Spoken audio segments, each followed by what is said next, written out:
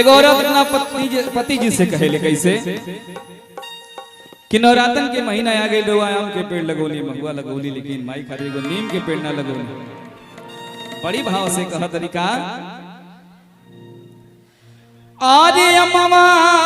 लगवला ये पिया हो अरे महुआ रे लगवला कि काहे न लगावला ए पिया हो। देखिए पिया के जब बात है तो हमारे को छोट भाई बाबू ताली खूब बजाओ तने बिया हो गए बाबू। हाँ जियो से असली मरद तो आप ही है कि काहे न लगावला ए पिया हो अरे निमिया के गछिया तनी ताली वाली सबके बाजे दे और आनंद आई तालियां बजा के कही सबका हरे अम्मा महला गवाला पिया हो महुआ रे ला गवाला अम्मा महला गवाला पिया हो महुआ रे ला गवाला।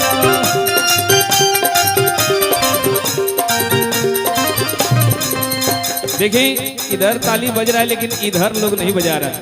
है। आप लोग बजाएं काहे न लगावला पिया हो त काहे न लगावला पिया हो निमिया के गछिया त काहे न लगावला पिया हो निमिया के गछिया।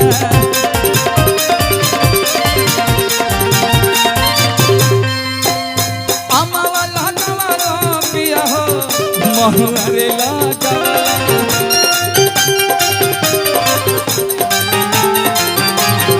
लगावला पिया हो महुआ रे लगावला त काहे न लगावला पिया हो त काहे न लगावला पिया हो निमिया के गछिया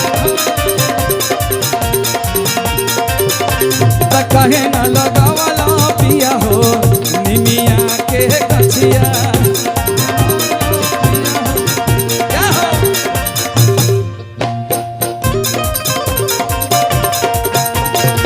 प्यारी हो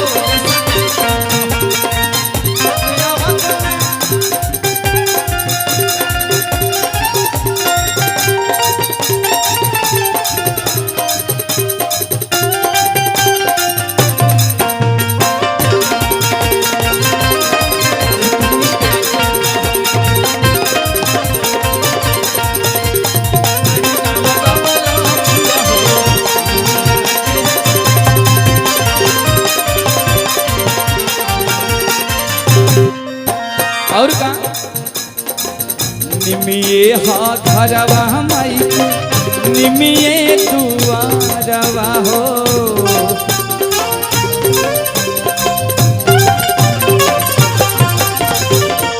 भावे नाघे मैया जी के पकड़ी पिपारा हो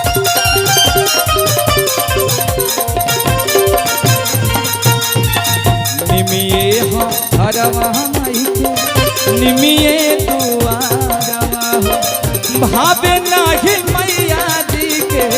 पकड़ी पिपारा भावे नाही मैया जी के पकड़ी पिपारा हो आरे अनार लगवला ये पिया हो अरे अढ़ौलवा लगवला त काहे न लगावला पिया हो त काहे न लगावला पिया हो निमिया के गछिया काहे न लगावला पिया हो निमिया के गछिया काहे न लगावला पिया हो निमिया के गछिया।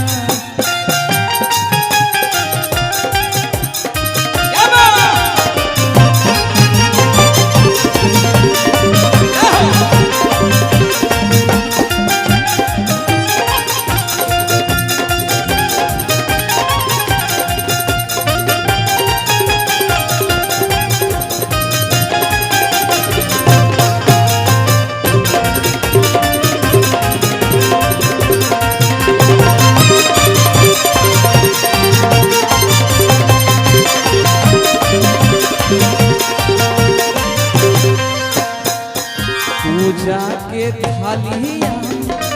आरती सजाई हो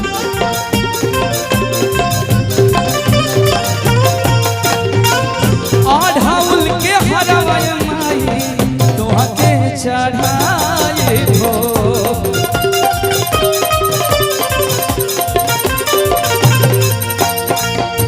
पूजा के थाली तोहके आरती देखाई हो अढ़ौल के हरवै मैया तोहके चढ़ाई हरे अनार लगवला पिया हो कि अढ़ौलवा लगवला त कहीं न लगवला पिया हो त कहीं न लगवला पिया हो निमिया के